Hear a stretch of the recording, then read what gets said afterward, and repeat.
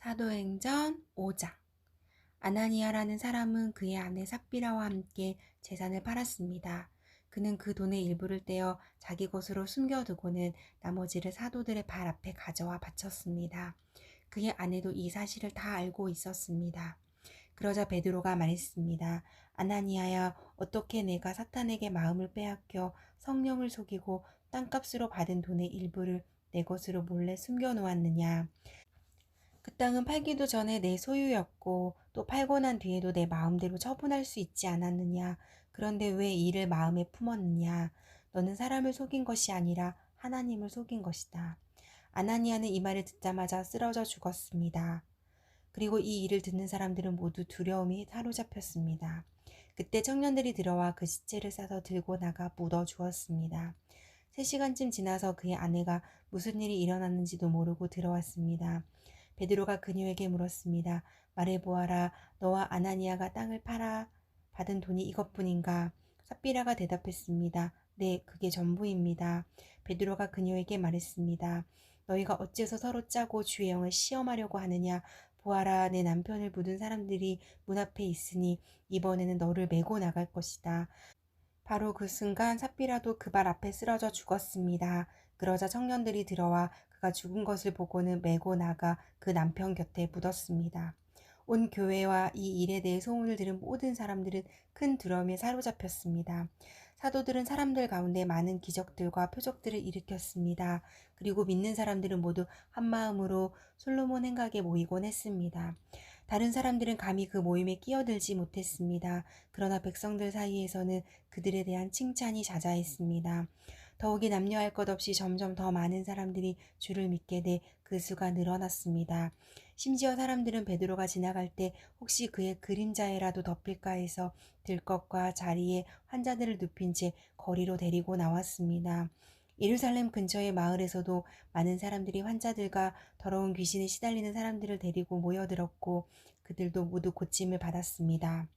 그러자 대제사장과 그의 한패인 사두개파의 당원들은 모두 시기하는 마음이 가득해서 들고 일어나 사도들을 잡아다가 감옥에 가두었습니다.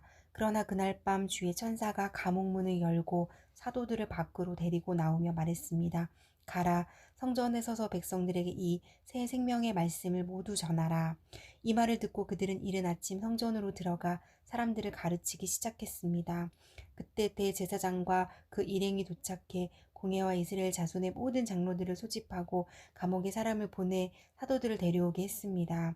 그러나 경비병들은 감옥에 도착해 보니 그들은 온데간데 없었습니다. 그들이 돌아와 이렇게 보고했습니다. 감옥 문은 단단히 잠겨 있었고 간수들도 문마다 서 있었습니다. 그런데 문을 열어보니 안에 아무도 없었습니다. 이 말을 듣고 성전 경비대장과 대제사장들은 당황해 이러다가 또 어떤 일이 생기게 될까 걱정했습니다.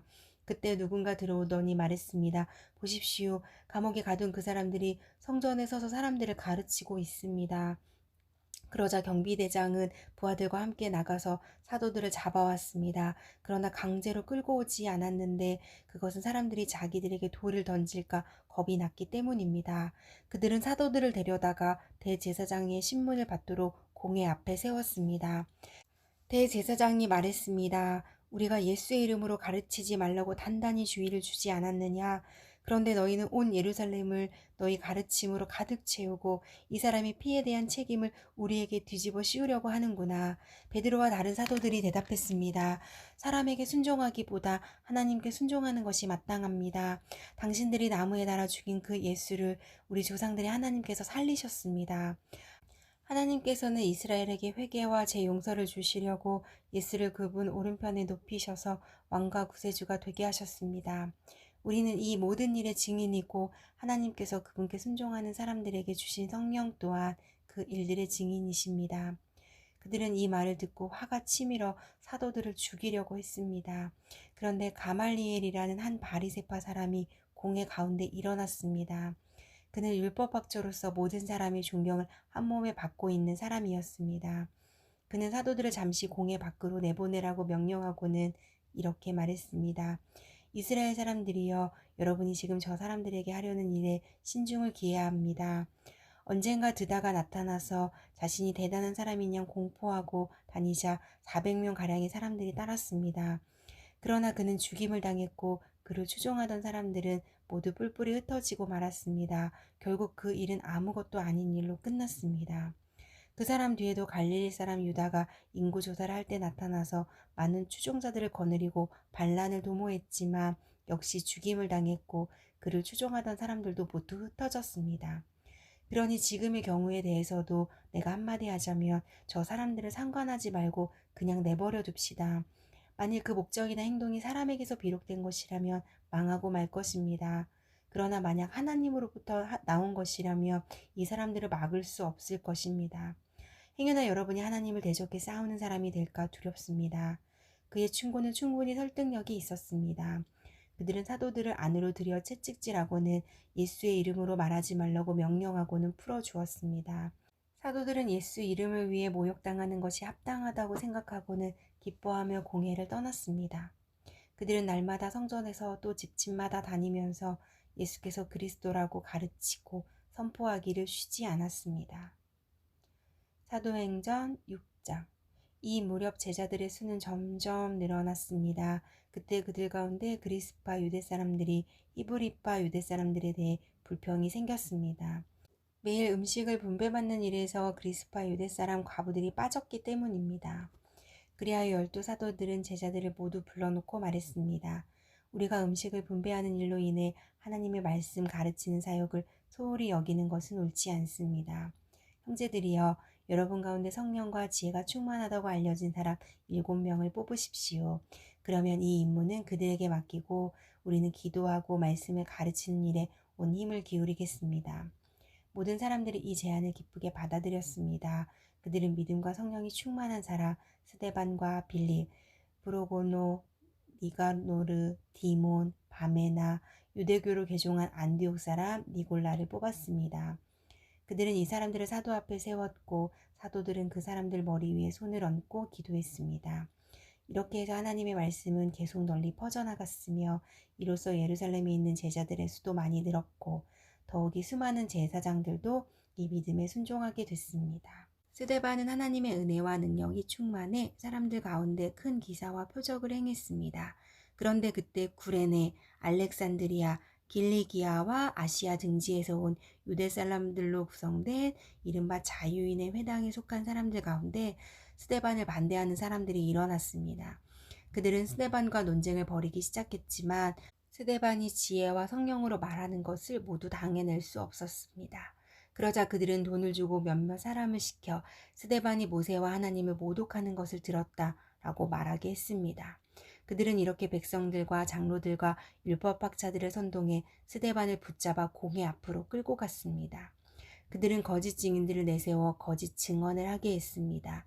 이 사람은 이 거룩한 곳과 율법에 대해 험담을 그치지 않고 계속해 왔습니다. 우리는 이 사람이 나사렛 예수가 이곳을 무너뜨리고 모세가 우리에게 전해준 관습들을 바꿀 것이라고 말하는 것을 들었습니다. 그러자 공회에 앉아있던 사람들이 모두 스데반을 주목했습니다. 그때 그의 얼굴은 마치 천사의 얼굴처럼 보였습니다. 사도행전 7장. 대제사장이 스데반에게 사람들이 고소한 이 내용들이 사실이냐 하고 물었습니다. 이 말에 대해 스데반이 대답했습니다. 형제들이여, 그리고 어르신들, 내 말을 들어보십시오. 우리 조상 아브라함이 하란에 살기 전 아직 메소포타미아에 있었을 때 영광의 하나님께서 그에게 나타나 내 고향과 친척을 떠나 내가 내게 보여줄 땅으로 가거라 하고 말씀하셨습니다. 그래서 아브라함은 갈대아 땅을 떠나 하란에 가서 살았습니다. 거기서 그의 아버지가 죽은 후 하나님께서는 여러분이 지금 살고 있는 이 땅으로 아브라함을 보내셨습니다. 그러나 하나님께서는 여기에서 손바닥만한 땅도 아브라함에게 유산으로 주시지 않았습니다. 대신에 그와 그 씨가 이후에 그 땅을 갖게 되리라고 약속하셨습니다. 그때 아브라함에게는 자식도 없었는데 말입니다. 하나님께서는 아브라함에게 이렇게 말씀하셨습니다. 내 후손이 자기 땅이 아닌 곳에서 나그네가 될 것이다. 그리고 그곳에서 노예가 돼 400년 동안 혹사당할 것이다. 그러나 그들을 노예로 섬기게 될 그 나라에 내가 벌을 내릴 것이다. 그러고 나서야 그들이 그 땅에서 나와 이곳에서 나를 경배하게 될 것이다. 그러고 나서 하나님께서는 아브라함에게 할례의 언약을 주셨습니다. 그리하여 아브라함은 이삭을 낳았고 태어난 지 8일 만에 아들에게 할례를 주었습니다. 나중에 이삭은 야곱을 낳았고 야곱도 우리 12조상을 낳았습니다. 그런데 우리 조상들은 요셉을 시기한 나머지 그를 이집트의 노예로 팔아버렸습니다. 그러나 하나님께서는 그와 함께 계셔서 모든 어려움에서 그를 구해주셨습니다. 또 하나님께서는 요셉에게 지혜를 주셔서 이집트 왕 바로의 총애를 받게 하셨습니다. 왕은 요셉을 총리로 삼아 이집트와 왕궁을 다스리게 했습니다. 그때 이집트와 가나안 온 땅에 큰 가뭄이 들어 사람들이 심한 고통을 겪게 됐습니다. 우리 조상들도 먹을 것이 없었습니다. 야곱은 이집트에 곡식이 있다는 소문을 듣고는 우리 조상들을 처음으로 그곳에 보냈습니다. 그들이 이집트에 두 번째로 갔을 때 요셉은 자기 형제들에게 자기가 누구인지 밝혔으며 바로도 요셉의 가족에 대해 알게 됐습니다. 이 일 후에 요셉은 사람을 보내 아버지 야곱과 모든 친족까지 앞에 75명을 불렀습니다. 그리하여 야곱은 이집트로 내려가게 됐으며 그와 우리 조상들은 그곳에서 죽었습니다. 그 후에 그들의 시신은 세겜으로 옮겨져 무덤에 묻혔습니다. 그 무덤은 과거에 아브라함이 세겜에서 하몰의 자손들에게 얼마의 돈을 주고 사둔 것이었습니다. 하나님께서 아브라함에게 하신 약속을 이루실 때가 가까워지자 이집트에 살고 있는 우리 민족의 수가 엄청나게 늘어났습니다. 한편 그때 요셉에 대해 아무것도 모르는 다른 왕이 이집트의 통치자가 됐습니다. 그는 우리 민족을 속여 이용해 먹었고 우리 조상들을 괴롭히며 그들의 갓난아기들을 강제로 내다버려 죽게 했습니다.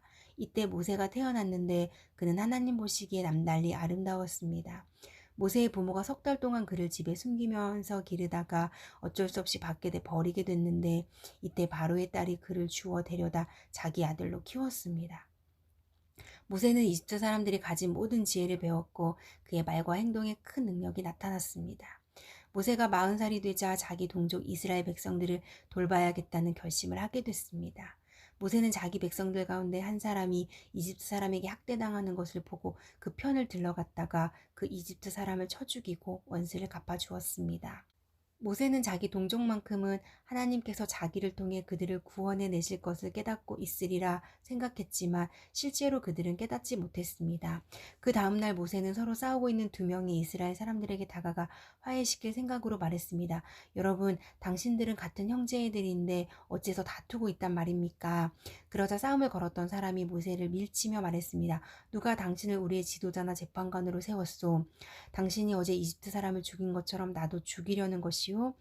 모세는 이 말을 듣자 미디안 땅으로 도망쳐 나왔습니다. 그는 거기서 나그네 생활을 하며 두 아들을 낳았습니다. 40년이 지난 후 한 천사가 시내산 근처 광야에서 타오르는 가시 떨기나무 불꽃 가운데 모세에게 나타났습니다. 모세는 이 광경을 보고 놀랐습니다. 그가 더 자세히 보려고 가까이 다가가자 주의 음성이 들렸습니다.